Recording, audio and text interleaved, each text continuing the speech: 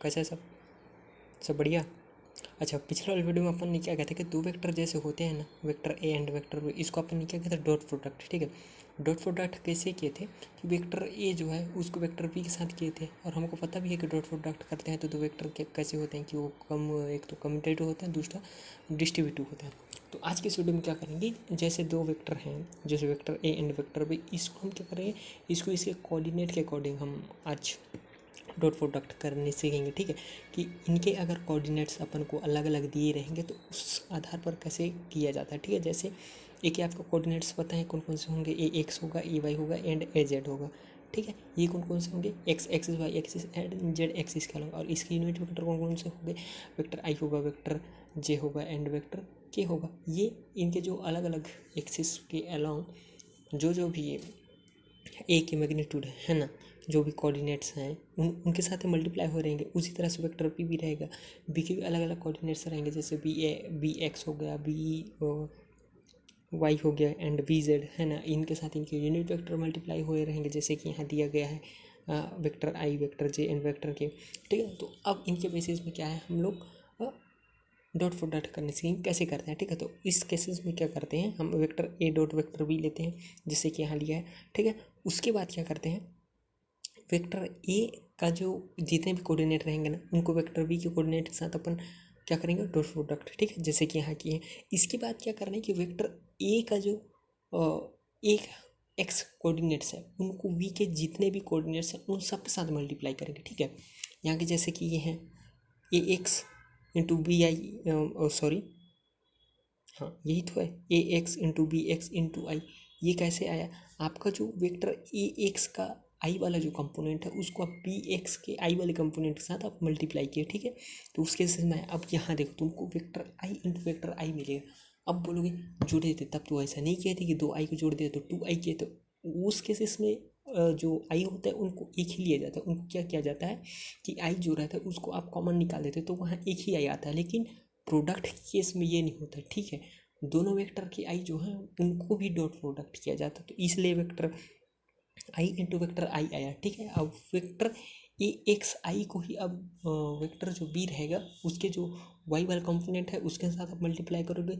उसी तरह से ए एक्स है उसको अब बी के जेड वाले कंपोनेंट के साथ मल्टीप्लाई करोगे। उसी तरह से ए वाई जो है उसका बी के एक्स के साथ, बी के वाई के साथ एंड बी के जेड के साथ। उसी तरह से ए जेड को बी के एक्स के साथ, बी के वाई के साथ एंड बी के जेड के साथ, इनके साथ मल्टीप्लाई करोगे। ठीक है, जैसे कि यहाँ किया गया है, आप इसको देख लेना अच्छे से। ठीक है, ये वैसे ऐसी और बुक में है, आप अगर देखना चाहो तो वो देख सकते हो।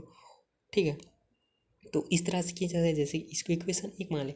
अब देखो यह इंटरेस्टिंग बात क्या निकले, इस स्लाइड में देखना इंटरेस्टिंग बात क्या निकला। ठीक है, यहाँ आपको जो अंतिम आंसर है वेक्टर ए डॉट वेक्टर बी, आपको क्या मिला, A X into B X, A Y into B Y into plus A Z into B Z, sorry into बोल रहा था, इंटू नहीं है वो प्लस है। ठीक, तो इस केस में ये कैसे आया। अब तुम ये पूछोगे यार ये कहाँ, बाकी सब कहाँ गया, तो देखो बाकी सब कहीं नहीं गया। तुमको हमको क्या पता होता है, जैसे दो जब वेक्टर को अपन मल्टीप्लाई करते हैं तो उसमें उस केस में क्या होता है, दोनों वेक्टर के मैग्नीट्यूड को मल्टीप्लाई इंटू कॉस थीटा होता है।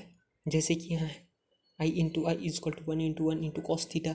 ठीक, तो इस केस में अब तुम बोलो कि वन कैसे आया, देखो यार ये यूनिट वेक्टर था, यूनिट वेक्टर है, इसका मतलब क्या है, इसका जो मैग्नीट्यूड होगा वो वन ही होगा, तो वही चीज़ है, वन इंटू वन आया। अब कॉस जीरो कैसे आया, कॉस जीरो क्यों ना जीरो क्यों नहीं आएगा, क्यों, क्योंकि आई बी को बी या ए को आप जिस डायरेक्शन में माने हो, ठीक है, जिस डायरेक्शन में माने हो, ये आई भी क्या उसी डायरेक्शन में तो मल्टीप्लाई हो रहा है ना। जैसे कि बी का बोले कि हॉरिजॉन्टल पॉजिटिव डायरेक्शन में जा रहा है, तो उस केसेस में अगर उसका यूनिट वेक्टर है तो वो भी तो पॉजिटिव डायरेक्शन में ही जाएगा ना कि नेगेटिव डायरेक्शन में जाएगा। ठीक है, तो इस केसेस में क्या होता है, जो इसका मैग्नीट्यूड है वो तो वन है। अब एक ही डायरेक्शन में है, बी भी एक ही डायरेक्शन में है, इसका जो बी का जो एक्स कंपोनेंट है वो भी एक ही डायरेक्शन में है, और उसका यूनिट वेक्टर भी एक ही डायरेक्शन में है। इसका मतलब दोनों आपस में पैरेलल है। इसका क्या मतलब हुआ कि उन दोनों के बीच आपस में 0 डिग्री बन रहा है ना। अब कॉस जीरो, जब कॉस की वैल्यू में आप थीटा की वैल्यू आप जीरो पुट करोगे तो आपको क्या मिलेगा, वन ही तो मिलेगा, कॉस जीरो तो वन ही होता है, तो वही तो यहाँ हुआ, one into one into one is equal to क्या आया, वन आया, जो कि यहाँ 1/1 × cos 0 = 1 दी लिखा है, ठीक है। यहाँ 1 क्या है, वेक्टर आई, और वेक्टर आई का क्या है, मैग्नीट्यूड है। cos 0 का ऑलरेडी 1 होता है, तो 1 × 1 × 1 क्या होगा, 1 होगा। उसी चीज़ को आते हैं। अब बोलोगे जे के एंड आई जे वगैरह जो था वो कहाँ गया। अब देखो बाबू क्या होगा, यहाँ भी जितने भी यूनिट वेक्टर है ना, सब आपस में परपेंडिकुलर है, ठीक है, एक दूसरे के आपस में परपेंडिकुलर है, ठीक है। तो आई अगर एक्स डायरेक्शन में है तो, ठीक है, आई अगर एक्स डायरेक्शन में है तो जे क्या है, उससे 90 डिग्री बनाते हुए वाई डायरेक्शन में। तो आई और जे के बीच कितना एंगल कितना है, 90 डिग्री है। कॉस 90 डिग्री क्या होता है, 0 होता है।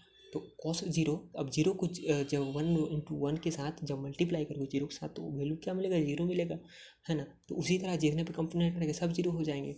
अब ये आई इंटू जे के बीच होगा, उसी तरह से आई इंटू के बीच भी 90 डिग्री है, उसी तरह से जे और के बीच भी 90 डिग्री है। अब कोस 90 तो 0 होता है ना यार, तो वो तो पूरे वैल्यू को 0 कर देगा, तो उसका कोई मतलब है नहीं। तो इसलिए यहाँ आपको A X into B X into 1 आया, ठीक है। 1 को यहाँ भले नहीं लिखे हैं लेकिन इंटू 1 है, क्यों, क्योंकि यहाँ कोस थीटा के अकॉर्डिंग हमने पता चल गया कैसे 1 आया, ठीक है। प्लस ए वाई इंटू बी वाई। अब बोलोगे ए वाई बी वाई, आई का तो बताए थे, जे का तो नहीं बोले थे, नहीं, जे का भी वैसे होता है। जब जे इंटू जे करोगे तब उस केसेस में भी दोनों जे होते हैं आपस में एक ही डायरेक्शन के अलोंग लाई करते हैं, इस कारण उनके बीच जो एंगल रहता है वो 0 बनता है ना। तो इसलिए यहाँ भी 1 आता है। उसी तरह से के और के भी होगा तब भी उसका वैल्यू 1 होगा। तो उसी तरह से ए जेड इंटू बी जेड आया, ठीक है। तो इस तरह से ये क्वेश्चन, मतलब ये जो प्रोडक्ट होता है ऐसा सॉल्व किया जाता है, ठीक है। तो ये रही इसकी, तो ओके, यहीं तक करते हैं, चलो ठीक है।